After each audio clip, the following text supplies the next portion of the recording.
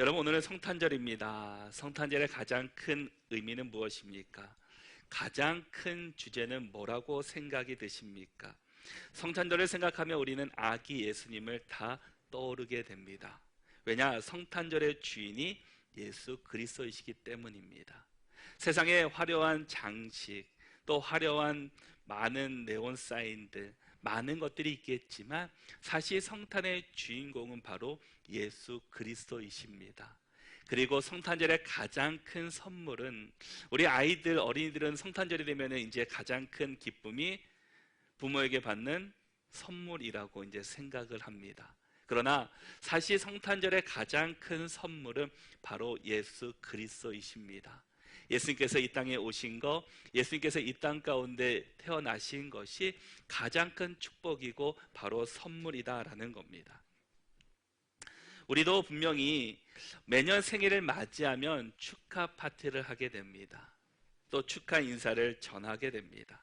자녀들과 가족들이 또 주변에 있는 분들이 함께 만나서 축하하며 함께 기쁨을 나누게 됩니다. 왜냐하면 이 땅에 태어난 것이 너무나 소중하기 때문입니다. 많은 사람들 가운데, 또 여러분들이 이 땅 가운데, 많은 나라들 가운데, 이 땅 가운데 태어났기 때문입니다. 태어난 존재 자체가 축복이고 은혜다라는 겁니다. 우리가 세상에 태어난 것도 소중하고 기뻐서 축하하는데, 우리 예수님이 이 땅에 오신 것은 우리가 이 땅에 태어난 것과 비교할 수 없는 큰 기쁨이고 감사이다라는 겁니다. 그런데 우리가 성탄절의 그 의미를 그러기에 우리는 잘 알아야 한다라는 겁니다. 그냥 예수님께서 이 땅에 오신 것을 축하하는 의미를 넘어서 우리를 구원하시기 위해 또 하나님의 계획이라는 것을 우리는 잘 알아야 한다라는 겁니다. 예수님 없이는 우리가 구원을 받을 수도 없고 죄로부터도 해방받을 수 없기 때문입니다. 예수님의 탄생, 십자가, 이 부활은 우리 기독교에서 매우 중요한 교리이고 중요한 사건입니다. 그러기에 오늘 성탄 예배를 드리는 우리 모두가 이 성탄의 의미를 다시금 되새기면서 하나님을 찬양하는 우리 모두가 다 될 수 있기를 바랍니다. 성탄절은 영어로 메리 크리스마스, 크리스마스라고 이야기를 합니다. 그런데 이것은 그리스도, 그 메시아 그리스도와 맞서 경배하다라는 그 합성어입니다. 그래서 크리스마스는 사실 그리스도께 경배하다, 그리스도께 예배한다라는 의미와 뜻을 가지고 있습니다. 근데 많은 사람들이 크리스마스, 메리 크리스마스 이야기하면서 우리는 다른 데 의미를 두고 다른 것에 신경을 썼다라는 겁니다. 그런데 크리스마스라는 말은 하나님께, 예수님께 예배한다, 경배한다라는 의미가 그 안에 담겨져 있습니다. 그러기에 우리는 그 말을 할 때마다 우리는 하나님을 경배하며 예수님을 경배하며 찬양할 수 있는 저와 여러분들이 다 될 수 있기를 축복합니다. 교회뿐만 아니라 세계적으로도 이 성탄절을 맞이하면은 기뻐하며 또 즐거워합니다. 기독교가 아닌 나라들도 이 성탄절을 맞아서 기쁨의 시간들을 나누게 됩니다. 또 요즘에는 또 이제 절에서도 이 성탄절을 축하한다고 또 큰 트리를 장식을 하는 곳들도 볼 수 있게 됩니다. 그리고 현수막도 예수님 탄생을 축하합니다라고 절에서도 붙이는 것을 보게 됩니다. 그런데 그들이 진정한 의미를 알면서 그렇게 장식을 하고 현수막을 붙이면 좋을 텐데, 사실 그들은 진정한 의미를 알지 못한 채 남들이 축하하니까, 남들이 그렇게 장식하니까 자신도 드러내기 위해서 하는 경우들이 너무나 많이 있다라는 겁니다. 그런데 사실 우리는 기독교인으로서, 그리스도인으로서 성탄의 참된 기쁨과 의미를 알고서 우리도 하나님을 찬양하며 예수님을 찬양할 수 있어야 한다라는 겁니다. 진정한 예수 그리스도의 참된 의미와 뜻을 알고 기뻐하는지 그들은 모르겠지만, 저와 여러분들 이 시간들을 통해서 이 성탄의 참된 의미를 깨닫고 정말 주님 때문에 기뻐하는 기쁨의 성탄절이 될 수 있기를 축복합니다. 성탄절의 주인공은 예수 그리스도이십니다. 예수 그리스도가 없는 성탄의 기쁨이 무슨 의미가 있겠습니까? 예수님이 없는 성탄은 아무 의미가 없는 것입니다. 성탄의 의미를 우리가 다시금 생각하면서 예수님을 경배하며 찬양하며 또 예배하는 성탄절을 보낼 수 있는 저와 여러분들이 다 될 수 있기를 바랍니다. 왜 예수님께서 많고 많은 분들 중에 왜 예수님이 이 땅에서 태어나셨겠습니까? 하나님의 아들이라고 하셨는데, 하나님이라고 하셨는데 왜 그분이 이 땅에 태어나셔서 이 인간의 몸을 이끌고 이 땅에 오셨겠습니까?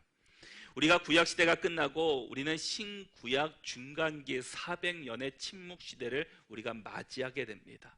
그리고 400년이 지난 후에 신약시대를 맞이하게 되었습니다. 이 신약시대를 처음 맞이하면서 마태복음 1장의 시작이 예수 그리스도의 족보로부터 시작하는 것을 보게 됩니다. 그리고 예수님의 족보가 쭉 나오면서 예수님께서 누구를 통해서, 마리아를 통해서 성령으로 잉태되었다라고 이제 성경은 말씀해 주고 있습니다.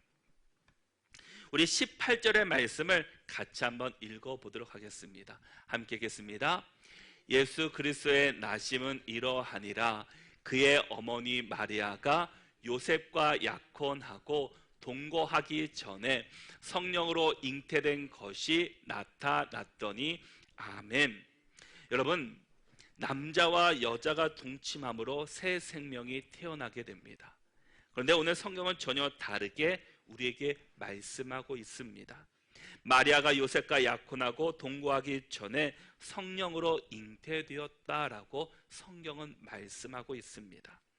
동거하기 전에, 동침하기 전에 성령께서 역사하셔서 이 마리아가 예수님을 성령으로 잉태하게 되었다라는 겁니다. 유대인의 약혼은 우리의 약혼과는 조금 다릅니다. 당시의 유대인의 약혼은 결혼과 같은 법적인 효력을 가지고 있었습니다. 약혼 이후부터 결혼하기 전까지 동거하지도 않고 동침하지도 않았다라고 합니다. 보통 약혼을 한 후에 1년 정도 있다가 결혼을 하는데, 여자를 위해서 그 1년 동안 집을 마련하거나 집을 짓는데 그 시간들을 사용하였습니다. 그리고 1년 후가 되면 아내의 집에 가서 혼인잔치를 한 주간 열고 아내를 이제 집으로 데려오게 됩니다. 그리고 함께 살게 됩니다. 그런데 만약 여자가 이 약혼하고 결혼하기 전까지 그 기간 동안 자신에게 주어진 순결을 유지하지 못한다면 율법에 근거해서 돌로 쳐 죽임을 당하는 일을 경험하게 될 것입니다. 이 말씀의 근거에서 생각한다면 오늘 본문 18절의 말씀에서 마리아가 성령으로 잉태되었단 말은 기쁜 일이 아니라 슬프고 괴로운 일이었다라는 겁니다.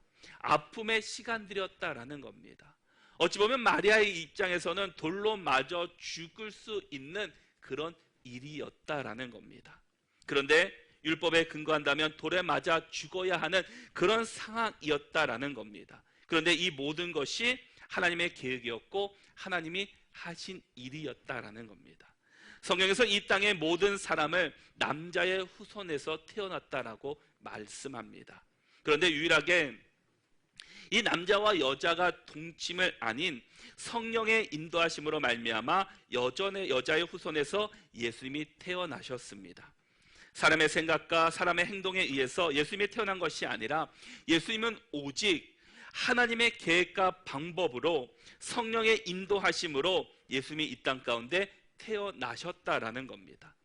수많은 여자 중에 하나님께서는 마리아를 선택하시고 그에게 임재하심으로 말미암아 그를 사용하시고 쓰셨습니다. 얼마나 큰 축복이고 영광이겠습니까? 우리가 보기에는 큰 축복이고 영광인데 마리아의 입장에서 생각해 보십시오. 처녀의 몸입니다. 그리고 지금 약혼하고 결혼하기 전의 기간입니다. 그런데 성령께서 그 예수를 잉태케 하셨습니다. 이것은 본인에게는 큰 축복이 아니라 어쩌면 재앙이었다라는 겁니다. 큰 어려움이었다라는 겁니다. 그러나 그는 나중에 하나님의 말씀에 순종해서 그 길을 걸어갈 때 진정한 예수 그리스도가 그를 통해서 태어나게 되었고 이 인류 구원의 그 증거를 보여주셨습니다. 저와 여러분들은 많고 많은 사람들 가운데 하나님의 은혜로 이 땅에 태어났고 예수님을 구원했고 예수님을 만나게 되었고 또 예수님을 통해서 우리가 죄 사함을 받는 은혜를 경험하게 되었습니다. 그러기에 우리는 하나님을 찬양하며 경배하는 예배자로 우리를 세워주셨으니 우리는 그런 삶을 살아야 되고 그런 은혜를 누리며 살아가야 될 줄 믿습니다.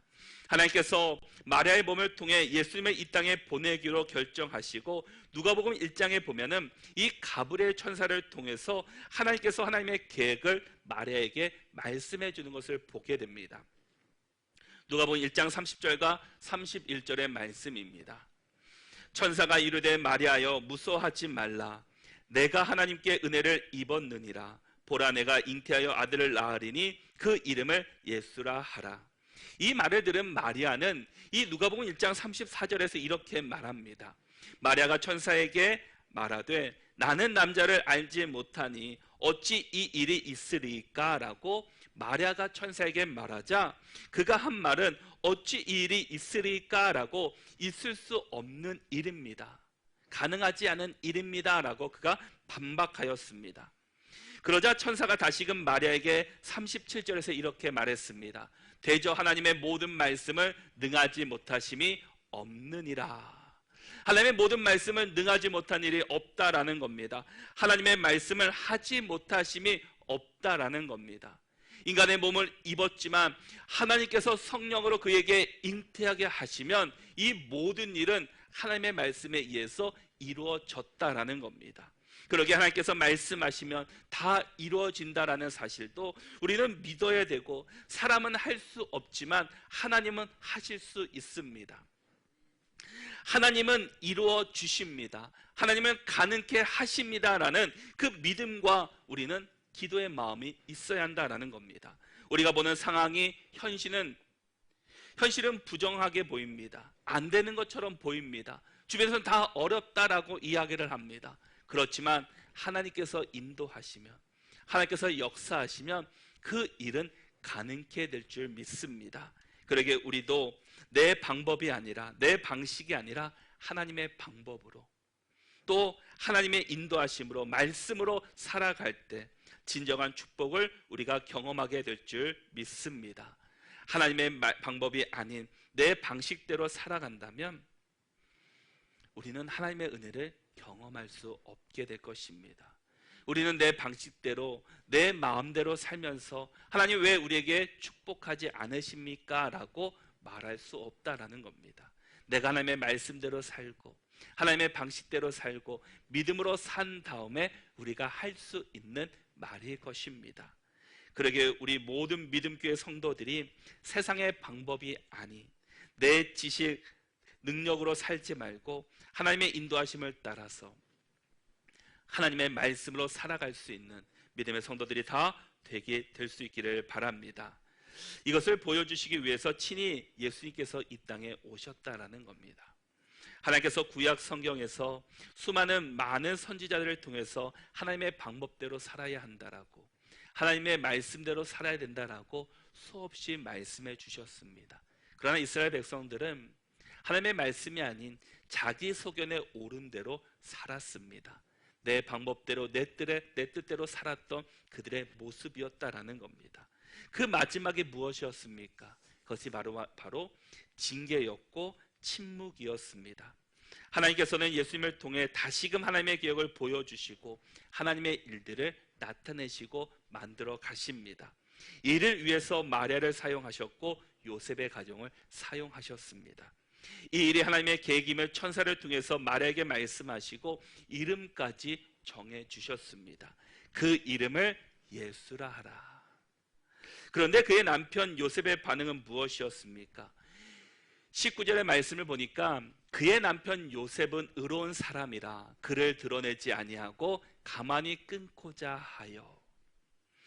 마리아의 남편 요셉은 의로운 사람이었습니다. 이 의로운 사람이라는 말은 율법을 잘 준행하는 사람, 율법을 잘 지키는 사람의 뜻뿐만 아니라 원칙주의적인 사람, 법대로 사는 사람, 용서라는 생각조차 할 수 없는 냉정한 사람이라는 의미도 담고 있습니다.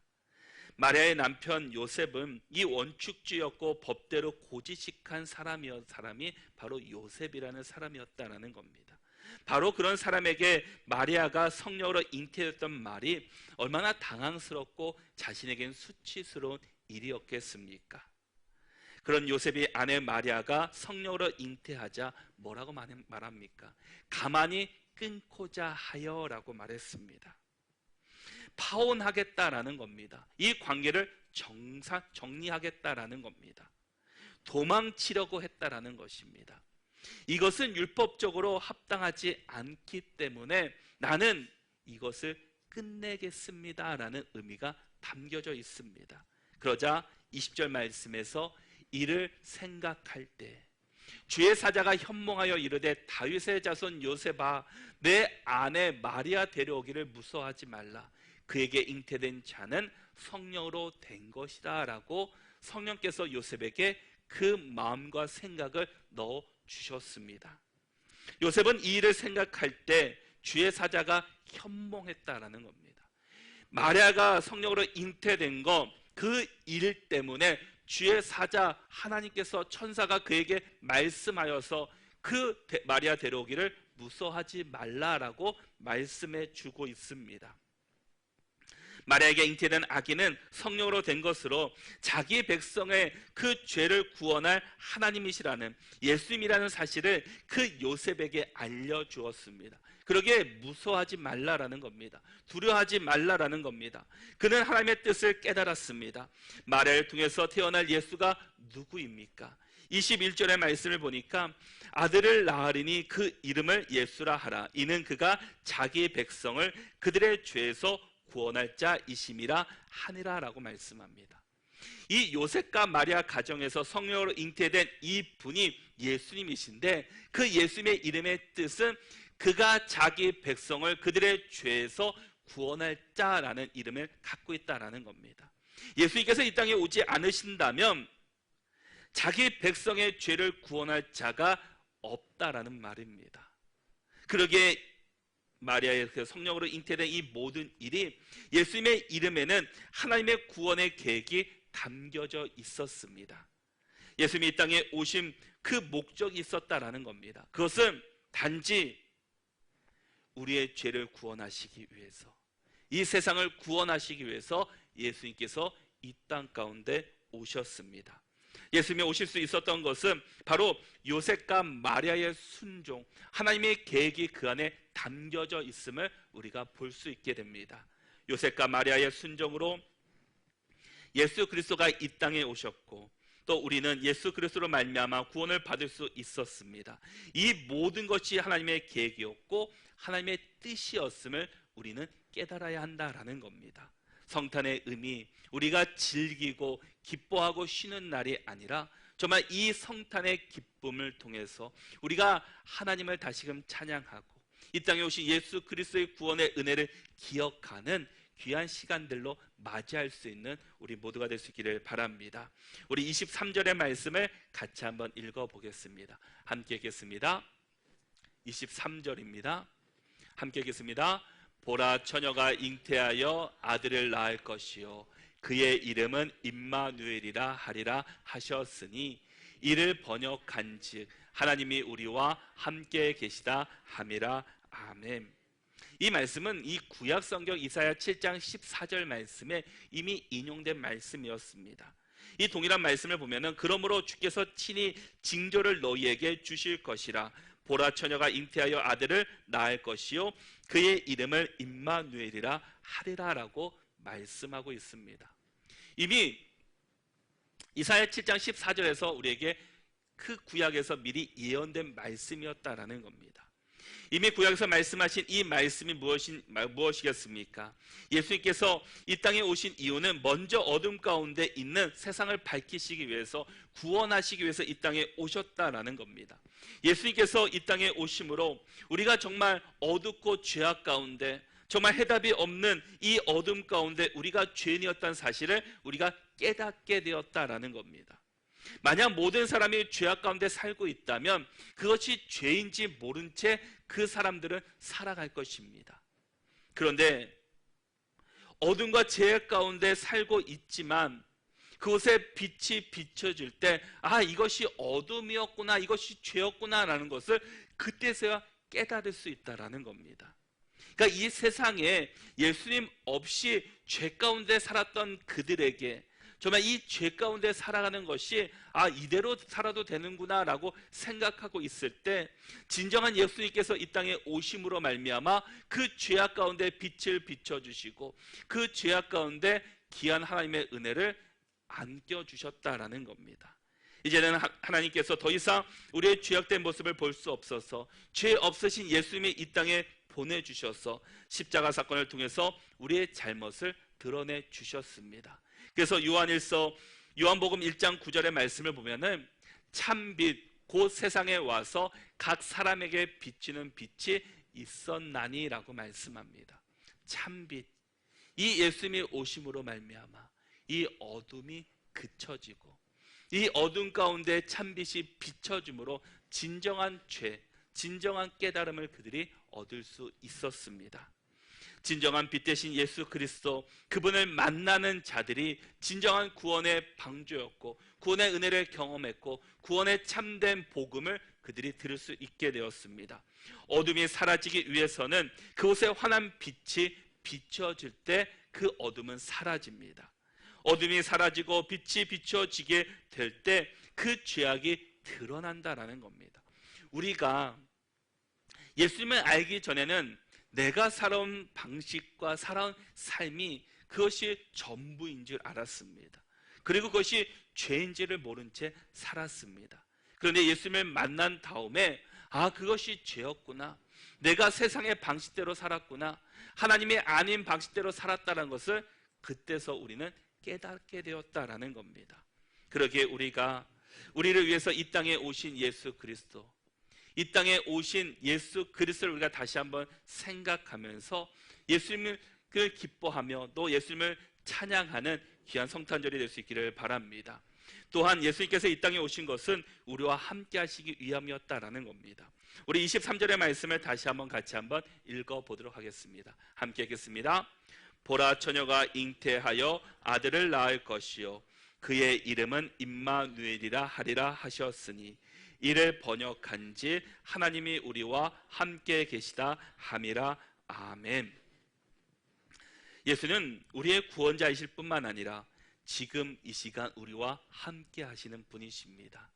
임마누엘, 하나님이 우리와 함께 계시다. 이 임마누엘이라는 뜻은 임은 함께 하다는 의미를 갖고 마누는 우리와 엘은 하나님입니다. 그래서 임마누엘은 하나님이 우리와 함께 계시다, 함께 하시다라는 의미를 가지고 있습니다. 우리는 결코 혼자가 아닙니다. 부모가 없고 자녀가 없고 남편이나 아내가 없다고 우리가 외로워할 필요가 없습니다. 왜냐? 하나님이 계시기 때문입니다. 예수님이 여러분과 함께 하시기 때문입니다. 우리와 함께 계시는 주님, 우리와 함께 하시는 하나님이 계시다라는 겁니다. 하나님이 여러분과 함께 계시는 것을 믿을 수 있기를 바랍니다. 믿음 있는 사람은 믿음의 눈으로 볼 것이고 믿음 없는 사람들은 하나님이 함께 있음에도 불구하고 그것을 볼 수 없습니다. 여러분, 예수 그리스도는 하나님이십니다. 성령으로 잉태되어 또 동정녀에게 잉태된 우리 구원자시고 뿐만 아니라 우리와 함께 하시는 주님이십니다. 여러분, 우리가 예수님을 믿는다는 것은 우리가 구원받았다, 천국 간다, 이 정도뿐만 아니라 지금도 우리 안에 역사하시고 우리와 동행하시고 우리와 함께하고 계시는 하나님이 여러분과 함께하고 계신다는 것, 그것이 가장 큰 축복이고 가장 큰 은혜다라는 겁니다. 나와 늘 함께하는 사람이 누구입니까? 아무리 자녀가 있다고 할지라도, 부인과 남편이 있다 할지라도 24시간 같이 있을 수는 없습니다. 그러나 우리 주님은 24시간 하루 종일 영원토록 여러분과 함께 하신다라고 말씀해 주고 있습니다. 사랑하는 여러분, 신앙생활은 주일에 한 번 교회에 왔다 갔다 하는 정도가 아니라 주님과 함께 매일매일을 살아가는 것입니다.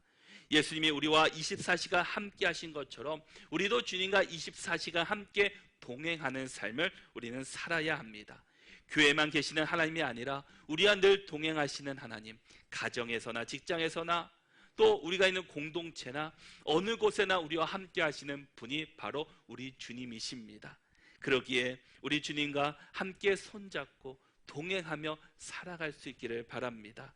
기쁠 때도 함께 하시고 슬플 때도 함께 하시고 내가 외로울 때나 고난 가운데 있을 때 또 힘든 일 가운데 있을 때 넘어질 때도 나와 함께 하시는 주님, 내가 정말 수없는 사람들에게 말하지 못할 고민이 있다 할지라도 어려움이 내 마음 가운데 있다 할지라도 나와 함께 하시고 내 말을 들어주시고 내 기도를 들어주시는 주님이 나와 함께하고 있다는 것이 가장 큰 축복이고 성탄의 가장 큰 선물이다라는 겁니다. 성탄의 주인공은, 최고의 선물은 바로 예수 그리스도이십니다. 예수 그리스도이심을 우리가 기억하시면서 나를 잡아주시고 나를 이끌어 주시는 분이 바로 임마누엘의 하나님이심을 우리가 기억하시고 또 고백할 수 있기를 바랍니다. 임마누엘, 우리와 함께 하신다는 이 사실 앞에 요셉은 어떻게 하였습니까? 우리 24절과 25절의 말씀을 같이 한번 읽어보도록 하겠습니다. 함께 읽겠습니다. 요셉이 잠에서 깨어 일어나 주의 사자의 분부대로 행하여 그의 아내를 데려왔으나 아들을 낳기까지 동침하지 아니하더니 나음의 이름을 예수라 하니라. 아멘. 요셉이 처음에 어떤 사람이었습니까? 그 소식을 듣고 가만히 끊고자 했던 사람이었습니다. 그러나 지금은 어떻습니까? 주의 사자의 분부대로 행하여 그의 아내 데려왔으나 아들을 낳기까지 동침하지 아니하더니 나음의 이름을 예수라 하니라. 이 요셉은 처음에는 불순종했지만 지금은 하나님의 말씀 앞에 순종하는 자가 되었습니다. 주의 사자의 분부대로 그는 순종했습니다. 감당하기 쉽지 않은 결정이었고 어려운 결정이었지만 하나님의 말씀에 순종했을 때 예수 그리스도가 이 땅 가운데 올 수 있게 되었습니다. 순종을 통해서 예수 그리스도는 바로 여러분의 구원자가 되셨습니다. 우리도 순종을 통해서 우리와 함께 하시는 임마누엘의 하나님을 우리도 경험하시고 그 순종을 통해서 다른 사람들에게도 예수 그리스도를 전파하는 우리 모두가 될 수 있기를 바랍니다. 임마누엘의 은혜, 이 임마누엘의 축복은 지금 이곳에만 임하는 것이 아니라 늘 여러분이 있는 그곳에서 하나님이 함께 주시는 하나님의 은혜였다는 사실을 기억하시기를 바랍니다. 하나님은 여러분과 늘 함께 하시고 늘 하나님과 동행하시는 분이신 줄을 믿으시고 이 성탄의 기쁨, 이 성탄의 기쁨의 아침에 정말 진정한 기쁨이 무엇인지를 다시 한번 생각하시면서 성탄의 최고의 선물은 하나님이 주신 예수 그리스도 살이라는 사실을 믿으시고 그 예수님을 경배하며 찬양하며 함께 살아갈 수 있는 우리 모두가 다 되시기를 바랍니다.